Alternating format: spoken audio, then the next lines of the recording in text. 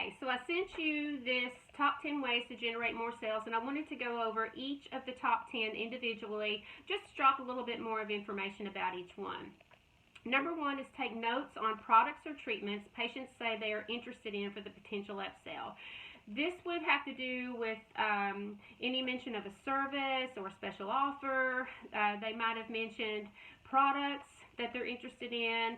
Let's say they want to get your private label eye cream, but they're waiting to run out of the product that they have. This kind of information. Or you ask them about a product purchase and they say, well, I've still got about a month worth of product left. So you wouldn't, want to try to sell them that day, but you want to make a note so the next time you see them, you can bring it up.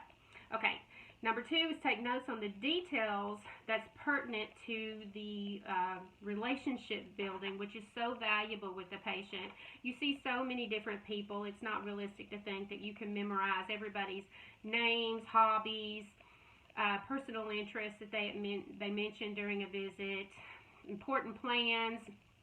So when you make a note of it, the next time you see that person, you can make mention of the discussion you had the last time, and it's going to help them to feel very important. And it is authentic. Don't think you're making notes to be insincere in order to make a sale. This is hopefully you being sincere and authentic about wanting to build that relationship with your patient and demonstrate a genuine interest in them besides just getting their skin treatments done or their body contouring done. Keep in mind the numbers 1 and 2 here are not part of the patient's permanent medical record. This is strictly about making sales. If it is pertinent to the record, by all means put it in there. But when it comes to just making notes for building relationships and to make sales based on interests that they've voiced in the past, do not put that in their notes, or that is my policy of what I teach. Ask your medical director how he or she would like for you to handle that.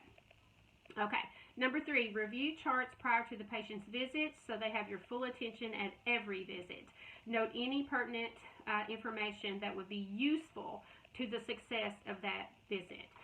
Okay, so number 3 is talking about looking at your notes, including the clinical, which would be the treatment you did before, any changes that were made, what their progression has been through their treatment plan, if they're happy, not happy, kind of status quo, or totally thrilled, as well as items 1 and 2 to see if there's any potential sales or upsells. So you always want to ask yourself before the patient comes in, what can I sell them while they are here?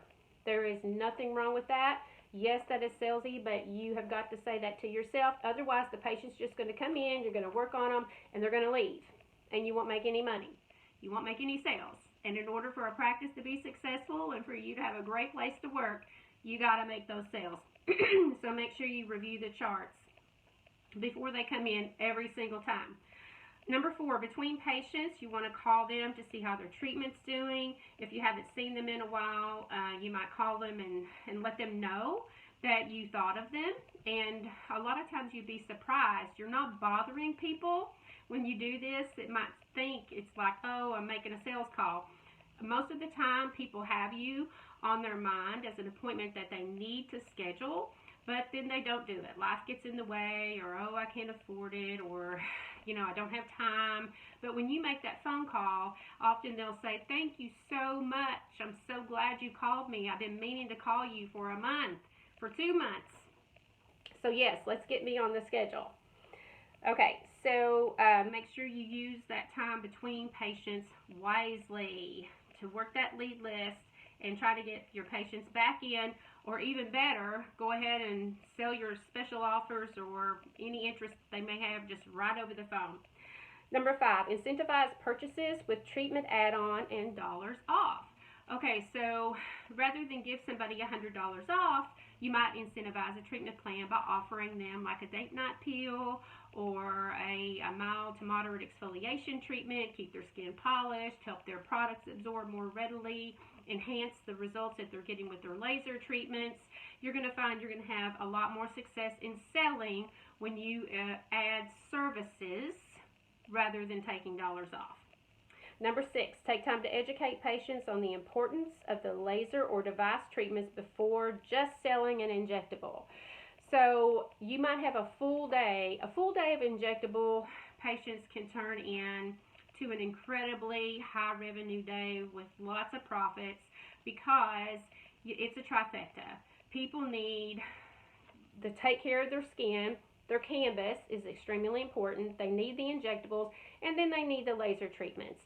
So when they come in for a Botox treatment and you're treating your dynamic wrinkles, you can talk to them about their extracellular matrix, their skin structure, how the support needs to be there in order to keep the skin tight and lifted, how you can treat static wrinkles, because injectables, for the most part, don't treat that. Yes, fillers can help to soften them, but it doesn't repair tissue. So talk to them about device services so you have them investing in treatments that take a longer period of time, that have a higher ticket, and certainly more profits. Number 7, focus on no more than 3 patient concerns at each encounter.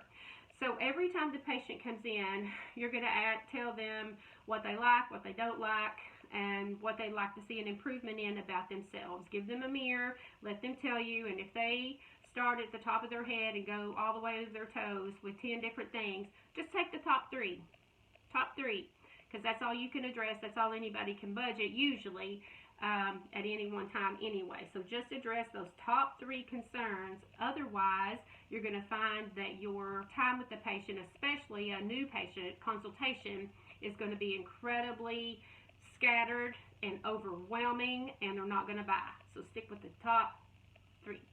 Okay. Number 8, be prepared for the budget consultation, allowing enough time to assist the patient in applying or obtaining the resources for applying for financing.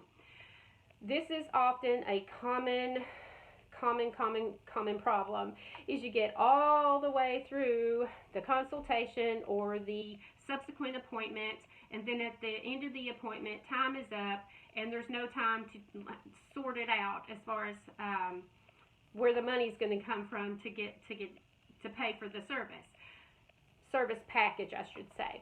So you want to make sure that you leave 10 or 15 minutes at the end of each appointment in order to help the patient figure out how they want to pay. You may need to do a soft credit check with Care Credit. You may need to walk them through the financing part, and take the time to do it. And don't rush them, because if you make them feel rushed, they're not going to do it. So there's like a sweet spot when it comes to closing the sale at this stage in the game. And one is, of course, just like I said, you don't rush the patient, but also if it takes too long, you're gonna lose. That window's going to go, and they're going to get anxious, and they're going to just say, I'm not going to do this. So you want to make sure that you leave enough time in order to help them figure out the money part of completing the visit. Number 9, take time to educate the patient on the importance of adding retail skincare to enhance treatment results and maintain those results. I always used to tell my patients, using great skincare at home will keep you out of my chair. And that's true. While they will be coming in and getting skin treatments from you, whenever they're using efficacious products at home, then they're going to get even better results. It's going to prep the skin for future treatments, and it's going to enhance the results of the treatments that they're getting. So it's very important. A lot of practices highly underestimate the incredible value of having a good retail program in the practice, and they just don't put the effort in to make the sales on the skincare. Usually what I find is a practice has their products hidden somewhere or locked behind a cabinet, someplace nobody can even get to them or see them. Take those products into your treatment room. Let the patients take ownership. Let them hold the product that you're trying to sell them, and then they're not going to want to give it back to you. Okay? They're going to want to keep that product, and they'll figure out how to purchase it. Just put it in their hands. Let them look at it. Let them feel it, and then they'll own it, and you'll sell it. Okay.